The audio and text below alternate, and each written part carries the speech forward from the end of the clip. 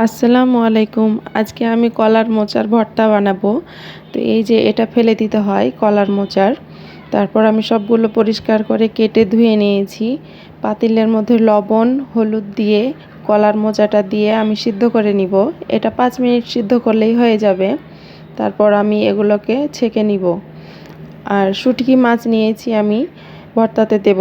শুটকি মাছ ধুয়ে পরিষ্কার করে এই যে আমি তেলে ভেজে নিব, লবণ আর সামান্য একটু হলুদ দিয়ে ভালোভাবে ভেজে নিব এবং এগুলো উঠিয়ে রাখবো। তারপর পেঁয়াজ রসুন আর কাঁচামরিচ ওই কড়াইতে দিয়ে ভেজে নিব।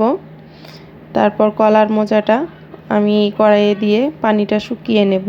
এভাবে শুকিয়ে নিলে ভর্তাটা আঠালো হবে। তারপর এগুলো আমি নামিয়ে নেব। এই যে দেখুন আমি সবগুলো ভেজে উঠিয়ে নিয়েছি এবং এগুলো এখন আমি পাটাতে বেটে নিব। শুটকি মাছটা প্রথমে আমি বেটে নিয়েছি, তারপর কলার মোচাটা দিয়ে দিলাম। এগুলো বেটে নিয়ে পেঁয়াজ রসুন কাঁচামরিচ যেটা ভেজে রেখেছি ওটাও দিয়ে দিব এবং সবগুলো বেটে একসঙ্গে সরিষার তেল দিয়ে মাখিয়ে নিব। এই যে তৈরি হয়ে গেল আমার শুটকি কলার মোচার ভর্তা। এটা খেতে অনেক বেশি মজাদার। আসসালামু